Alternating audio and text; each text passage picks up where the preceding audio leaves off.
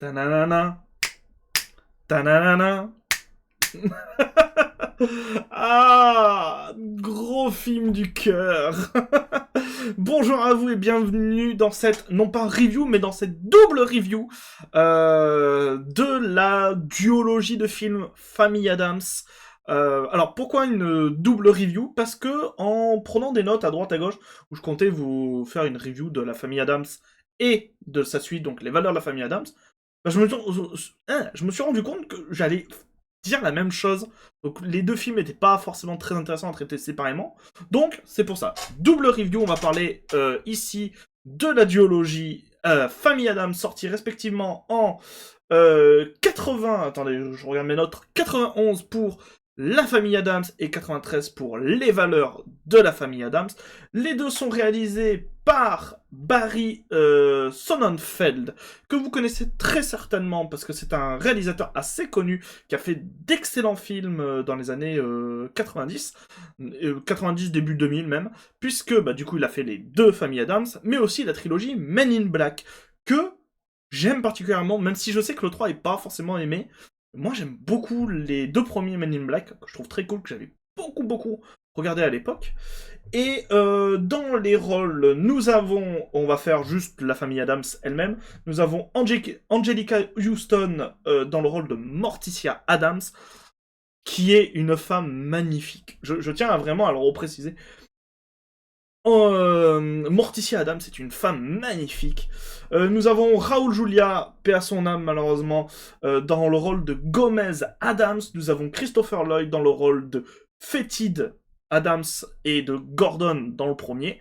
Voilà, nous avons Christina Ricci, voilà, dans le rôle de Mercredi Adams. Et nous avons, pour finir, alors Pugsley dans Jimmy Workman dans le rôle de Pugsley.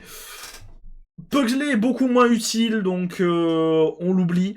Gardez à l'esprit que les vraiment 4 personnages principaux de la famille Adams, que sont Morticia, Gomez, Fétide et Mercredi, c'est vraiment ces 4-là qui sont les principaux. Peut-être résumer très rapidement les deux films. Le premier, la famille Adams, raconte l'histoire donc du coup de la famille Adams qui, alors que Gomez, le patriarche de la famille, pleure en fait la disparition de son frère Fétide, va retrouver en fait tout simplement Fétide, ou du moins une personne qui lui ressemble et qui est manipulée par des avocats en fait un peu véreux qui vont essayer de se servir de cette personne qui ressemble beaucoup à l'oncle Fétide qui s'appelle Gordon, à mettre la main sur l'héritage des Adams. Voilà, tout simplement. Et nous avons dans les valeurs de la famille Adams, Morticia Adams qui, à la fin du premier film, annonce à Gomez qu'elle est enceinte. Dans celui-là, elle accouche, un nouveau enfant arrive, et le problème c'est qu'il n'est pas beaucoup aimé par Mercredi et Pugsley, et que à force de tenter de tuer ce nouvel enfant, Gomez et Morticia décident de prendre une nounou, tout simplement une nourrice, pour pouvoir les aider. Et cette nourrice tombe amoureuse, entre parenthèses, de Fétide. Mais on apprend très rapidement que cette nounou, c'est une veuve noire. Et tout ce qu'elle veut, c'est mettre la main, du coup, sur les richesses des Adams en se mariant et en tuant Fétide. Donc voilà, c'est un peu le résumé. J'ai essayé de grandement vous faire le résumé des deux films. Et avant toute chose, gros film du cœur. Je l'ai déjà dit en intro, mais La Famille Adams, c'est un gros film du cœur. De toute façon, voilà. Est-ce que vous avez besoin de voir que c'est des films qui m'ont marqué?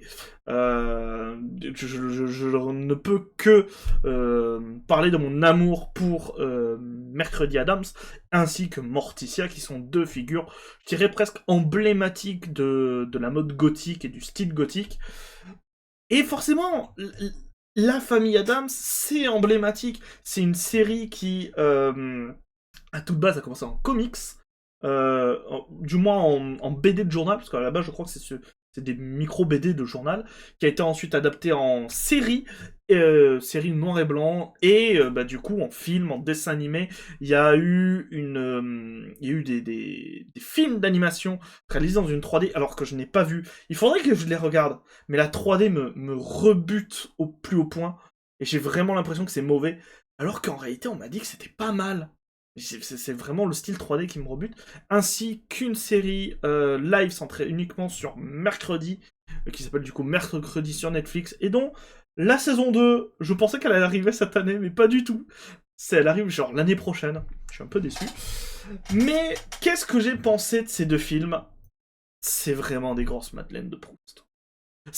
On les a matés les deux en live. Alors, le premier, donc La Famille Adams, on l'avait maté l'année dernière en live quand même. Mais Les Valeurs de la Famille Adams, on l'a maté en... C'est cette semaine? Attendez que je regarde mon planning. euh, en- Ça sera... On l'a maté cette semaine? Ah oui, on l'a maté cette semaine. Effectivement, donc on l'a maté cette semaine, et ce qu'on s'est rendu compte, c'est à quel point c'est un film qui a marqué des générations. Moi, ça faisait très longtemps que je l'avais pas vu, Les Valeurs de la Famille Adams. Pourtant, j'arrivais à me souvenir des scènes. Je me souvenais des scènes, je me souvenais des dialogues, je me souvenais de quasiment tout le film. Et dans le chat, c'était pareil. Tout le monde se souvenait des dialogues. Et ça nous arrivait très souvent de, quand un dialogue commençait, mettre en pause et voir que dans le chat, des gens répondaient, continuaient le dialogue. Et même moi, en vrai, ça nous faisait tellement plaisir. On était en mode ouais. Et ouais, c'est une... Je sais pas, c'est un mood étrange. Et ça montre à quel point, genre, ça nous a marqué. Ça a marqué des générations entières. Et je trouve que l'humour fonctionne toujours aussi bien. La réalisation, côté réalisateur, en fait, est pas forcément impressionnante, puisqu'à la différence d'un Man in Black, ben, il se passe pas non plus des choses incroyables. Dans les deux, on a des scènes de danse, que dans le premier, c'est la mamouchka, et dans le second, c'est juste une scène de danse qui sont très cool, qui sont très bien filmées. Et on a quelques gags visuels aussi qui fonctionnent plutôt bien, mais on est quand même sur de la réalisation très classique. L'essentiel du film passe par son esthétique. En fait, c'est plus vraiment son esthétique. Sombre, mais pas effrayant. On n'est pas dans un film d'horreur. On sent qu'on est dans une famille entièrement gothique, noire, qui a des valeurs très différentes des nôtres. On le comprend très bien, mais Gomez et Morticia sont notamment liés par le BDSM. Mercredi a une vision de la mort très particulière.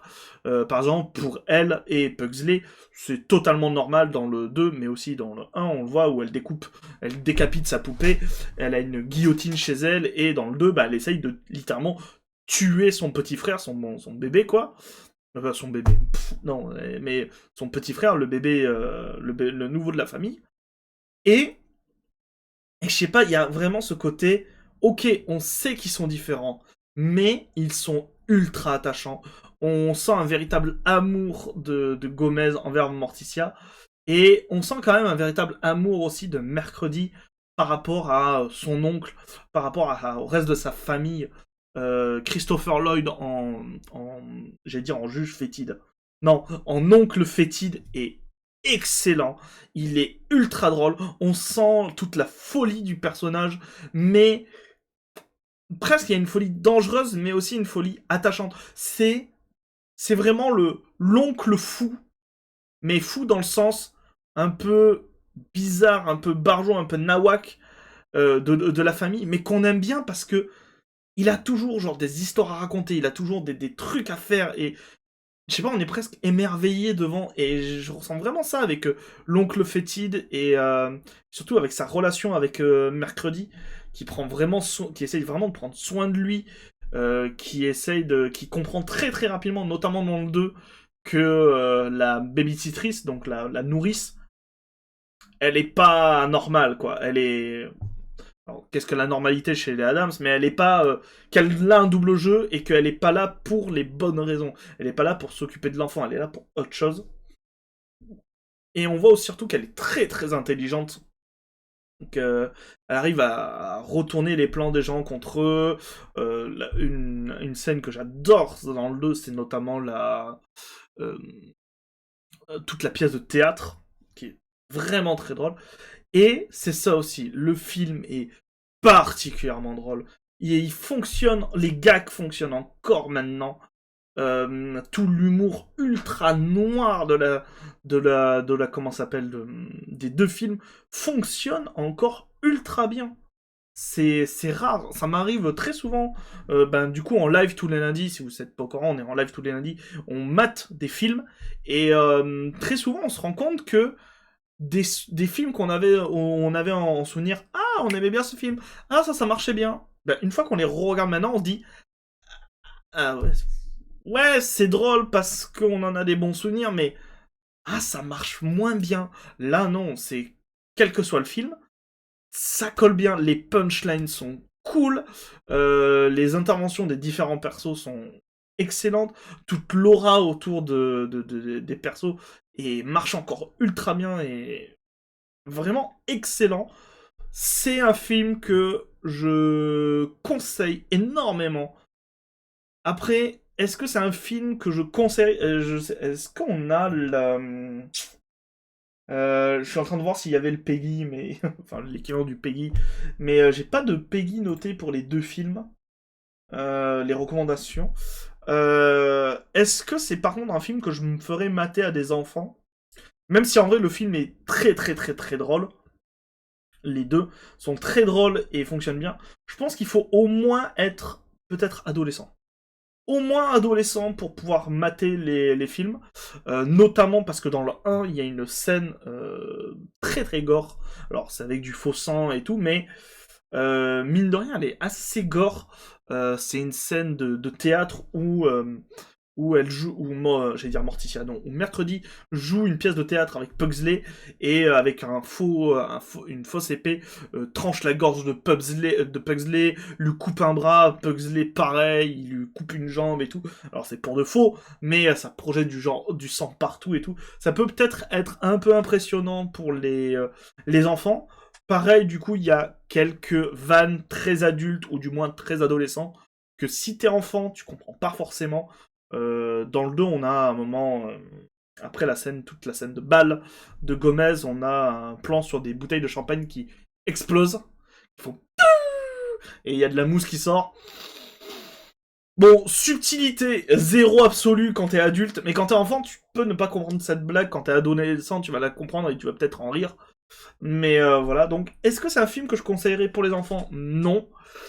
Si vous voulez peut-être leur faire découvrir l'horreur et le gothique, je pense qu'il y a d'autres films comme notamment Coraline, qui sont peut-être un peu mieux, ou même juste L'étrange Noël de Monsieur Jack, qui a toute une esthétique gothique qui est très très cool. Valeur de la famille Adams et Valeur de la famille Adams, faut peut-être vraiment attendre. C'est comme Beetlejuice. Je vois ça un peu dans la même veine que Beetlejuice. Attendez au moins l'adolescence. À l'adolescence, vous allez comprendre parfaitement le film. Et même du coup, c'est ça qui est très important, c'est que moi, je les ai regardés début adolescence, et je me rends compte à quel point ils ont marqué mon style. Encore une fois, je répète. Voilà. Et je pense que ça peut marquer énormément le style de votre enfant. Et c'est très très cool d'avoir ce genre d'icône. Surtout qu'en plus, c'est largement pas des mauvais films.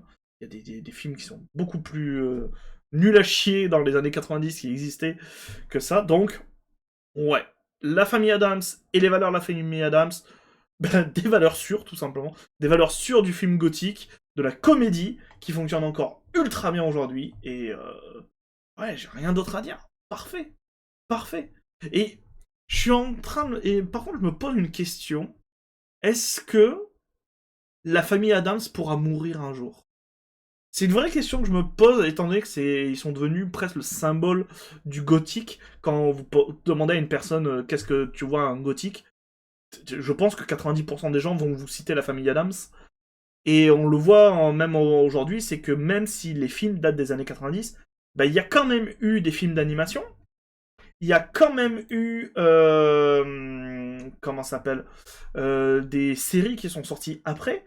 Il y a eu la série la série mercredi. Est-ce qu'un jour ils vont mourir? Je pense pas. Je pense que ça va rester des icônes. Et c'est très très cool. Et je ne peux que vous inciter à voir si vous ne les avez pas vus. Ou même du coup à, à revoir La Famille Adams. Ce sont des bangers de ouf. Comme disent les jeunes. Je suis si vieille quand je dis ça. Bon, si cette review vous a plu, les gens, n'hésitez pas à mettre un pouce bleu, à écrire en commentaire sur ce que vous pensez, tout simplement, des films ou même de l'univers entier Famille Adams. N'hésitez pas à partager cette vidéo. Et moi, je vous dis à très bientôt, du coup, pour de nouvelles reviews. C'était Lacrima. Prenez soin de vous, les gens. Prenez soin du rock'n'roll. Ciao!